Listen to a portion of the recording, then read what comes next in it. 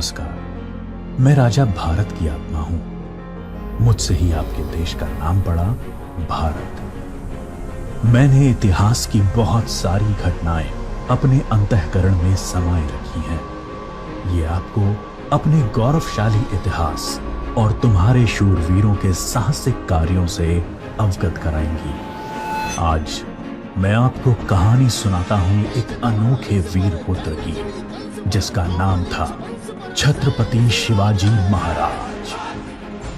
सन 1627 ईस्वी पूरे भारत पर मुगल साम्राज्य का आधिपत्य था। उत्तर में शाहजहां तो बीजापुर में सुल्तान मोहम्मद आदिल शाह और गोलकोंडा में सुल्तान अब्दुल्ला कुतुब शाह। डेक्कन के सुल्तान सेना के लिए हमेशा मुस्लिम अफसरों को ही प्राथमिकता देते थे। बंदरगाहों पर पुर्तगालियों का कब्जा था और थल मार्ग पर मुगलों का अधिकार। इसलिए उत्तरी अफ्रीका और मध्य एशिया से मुसलमान अधिकारियों को ला पाना मुमकिन नहीं था और डेक्कन के सुल्तानों को हिंदू अधिकारी नियुक्त करने पड़ते थे। आदिल शाह की सेना में एक मराठा सेनाध्यक्ष था, शाहजी भोसले। शाहजी सेना में उच्च पद पर आसीन था। सन 1630 में महाराष्ट्र में जुन्नर के समीप शिवनेरी के किले में उनके और जीजाबाई के यहां एक पुत्र का जन्म हुआ। स्थानीय देवी शिवाय के नाम पर पुत्र का नामकरण हुआ, जो आगे चलकर छत्रपति शिवाजी महाराज के नाम से विश्व विख्यात हुए। शिवाजी के पिता काफी समय घर से दूर रहे थे, इसलिए बचपन में उनकी देखरेख माता जीजाबाई और गुरु दादोजी कोंडेर ने की। दादोजी ने उन्हें युद्ध कौशल और नीति शास्त्र सिखाया, तो जीजा माता ने हिंदू धार्मिक कथाएं। जब दादोजी का सन 1647 में निधन हुआ, तब उनका ये मानना था कि शिवाजी अपने पिता की ही तरह आदिल शाह की सेना में उच्च पद पर आसीन होंगे, लेकिन विधि को कुछ और ही मंजूर था। सन 1646 के समय भारत में किसी हिंदू शासक का अपना स्वतंत्र राज्य स्थापित कर पाने के लिए इन तीन परिस्थितियों का पूरा होना जरूरी था। एक, कि वो शक्तिशाली साम्राज्यों के केंद्र से दूर हो, जमीन खेती के लिए अनुपयोगी हो और जंगलों से घिरा हुआ हो, ताकि छापामार युद्ध या गुरिल्ला वॉरफेयर करा जा सके।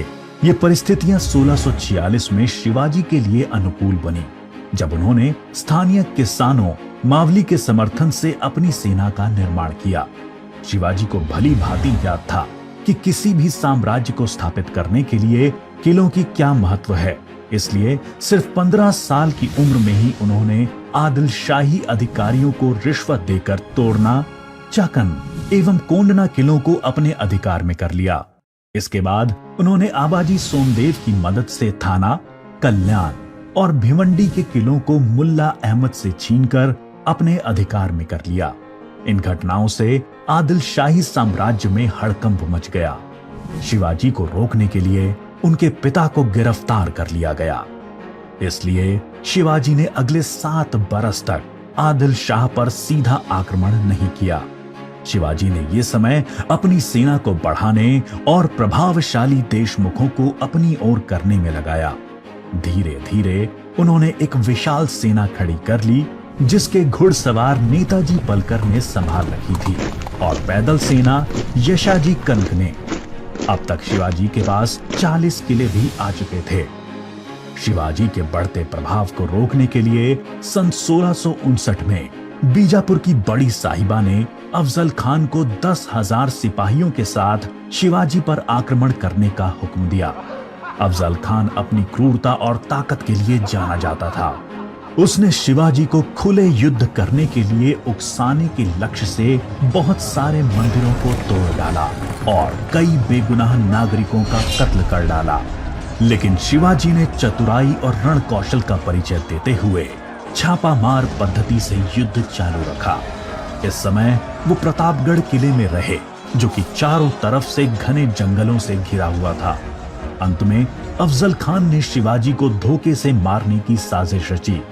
उसने शिवाजी को मिलने का न्योता भेजा।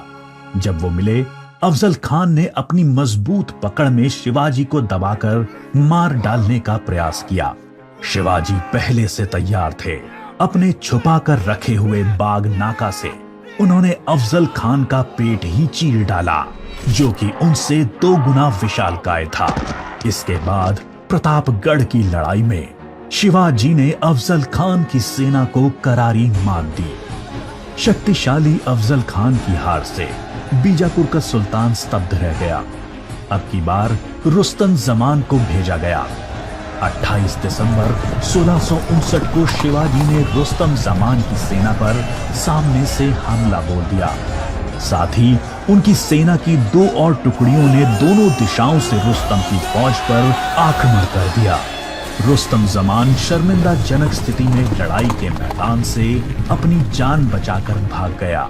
सन 1660 में आदिल शाह ने अपने सेनापति सिद्दी जौहर को शिवाजी पर हमला करने के लिए भेजा।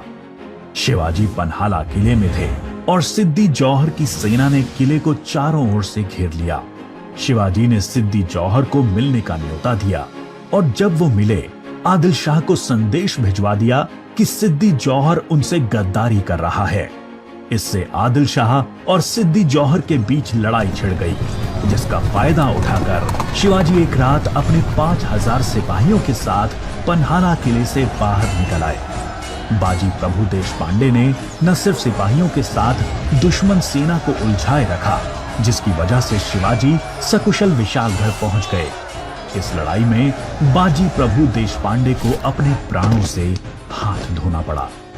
उनको महाराष्ट्र के इतिहास में एक महान योद्धा माना जाता है। इसके बाद बीजापुर की बड़ी बेगम ने औरंगजेब से शिवाजी को पकड़ने के लिए विनती करी। उसने अपने मामा शाइस्ता खान को 1,50,000 सैनिकों के साथ शिवाजी से युद्ध करने भेजा। शाइस्ता खान ने अपनी विशाल सेना के बल पर पुणे पर कब्जा कर लिया और शिवाजी के निवास स्थान लाल महल पे अपना बसेरा डाल दिया। शिवाजी ने चालाकी से अपने 400 सिपाहियों के साथ शादी के बारातियों के वेश में पुणे में प्रवेश कर लिया। रात के समय उन्होंने सीधे शाइस्ता खान के ऊपर खतरनाक हमला बोला। खान ने खाकी से कूदकर अपनी जान बचा ली, पर शिवाजी की तलवार की वार से अपनी 3 उंगलियां गंवा बैठा। उंगली तो गई और इज्जत भी। फिर शिवाजी ने सन 1664 में मुगल व्यवसायी केंद्र सूरत पर आक्रमण करके उसको तहस नहस कर डाला। औरंगजेब आग बबूला होकर 60 वर्षीय राजपूत सेना नायक मिर्जा राजा जय सिंह को अपने 1.5 लाख सैनिकों के साथ शिवाजी से लड़ने के लिए भेजा। इस युद्ध में शिवाजी की हार हुई और उन्हें अपने 23 किले और 4 लाख की मुद्रा हर्जाने के रूप में देनी पड़ी। उन्हें अपने 9 वर्ष के पुत्र संभाजी के साथ आगरा जाना पड़ा। शिवाजी को नियंत्रित रखने के लिए पहले यह तय हुआ कि उन्हें मुगल दरबार में कोई पद दिया जाए, लेकिन औरंगजेब ने उसको बदलकर शिवाजी को घर में कैद करने का आदेश दे दिया। औरंगजेब नहीं जानता था कि यह गलती बहुत महंगी पड़ेगी। शिवाजी ने बीमारी का बहाना बनाया और अपने स्वास्थ्य को ठीक करने के आशीर्वाद के लिए साधु संतों और फकीरों को रोजाना मिठाई और उपहार भेजने की इच्छा जताई। एक दिन वो खुद श्रमिक के भेष में सामान के डब्बे में संभाजी को छुपाकर बाहर निकल आए। वो मथुरा, काशी, गया, पुरी के बाद गोलकोंडा और बीजापुर होते हुए रायगढ़ पहुंच गए। 1670 तक शिवाजी ने कई लड़ाइयां लड़ते हुए 4 महीनों के भीतर अपने राज्य का बड़ा हिस्सा मुगलों से स्वतंत्र करा लिया। सन 1671 से 1674 तक औरंगजेब ने भरसक प्रयास किया शिवाजी को अपने अधीन करने का, लेकिन वो बुरी तरह से असफल हुआ। उसने अपने उत्तम योद्धाओं जैसे दाऊद खान और मोहब्बत खान को शिवाजी से लड़ने भेजा, लेकिन सबको मुंह की खानी पड़ी। इसके साथ ही सन 1672 में अली आदिल शाह की मृत्यु हो गई और बीजापुर सल्तनत की स्थिति में चला गया। आखिर वो दिन आया जब गगा भट्ट ने 6 जून 1664 को पूरे उत्सवनुमा वातावरण में हिंदू परंपराओं के साथ शिवाजी का राज्याभिषेक किया।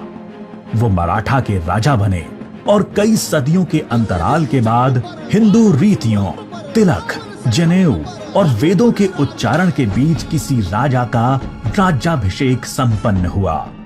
शिवाजी की महानता सिर्फ उनकी बहादुरी और युद्ध कौशल में ही नहीं थी, वो एक योग्य प्रशासक भी थे। उन्होंने धर्म के आधार पर कभी किसी के साथ पक्षपात नहीं किया। उनके कई अधिकारी, यहाँ तक कि उनके व्यक्तिगत अंगरक्षकों में कुछ मुसलमान भी थे। उन्होंने कभी किसी भी नारी का निरादर नहीं किया, यहाँ तक कि युद्ध में हारे हुए दुश्मनों की स्त्रियों को भी सम्मान सहित वापस भेज देते थे। गुरिल्ला युद्ध, किलों का उपयोग और नवसेना का निर्माण भारत में पहली बार शिवाजी ने ही करा। उन्होंने 4 किलों तथा 2000 सैनिकों से शुरुआत की थी और उनकी मृत्यु के समय तक ये गिनती 300 किलो एवं 1 लाख सैनिकों की हो गई थी। मार्च 1680 में शिवाजी का स्वास्थ्य खराब हो गया। तेज बुखार और पेचिस के चलते 5 अप्रैल 1680 को 52 साल की छोटी सी उम्र में इनका स्वर्गवास हो गया। औरंगजेब ने सोचा कि शिवाजी की मृत्यु के बाद मराठा राज्य खत्म हो जाएगा, लेकिन ऐसा हुआ नहीं। पहले उनके पुत्र संभाजी ने और उसके बाद छत्रपति राजा राम ने मराठा शासन की बागडोर संभाली। औरंगजेब को करीब 25 सालों तक मराठाओं के साथ युद्ध लड़ना पड़ा, जिसकी वजह से वो अपनी मृत्यु के समय तक पूरी तरह से बर्बाद हो चुका था। शिवाजी ने जो मराठा राज्य की नींव रखी, वो आगे चलकर कर्नाटक से लेकर अटॉक पाकिस्तान तक फैल गई। शिवाजी जैसे मनुष्य कभी मरते नहीं।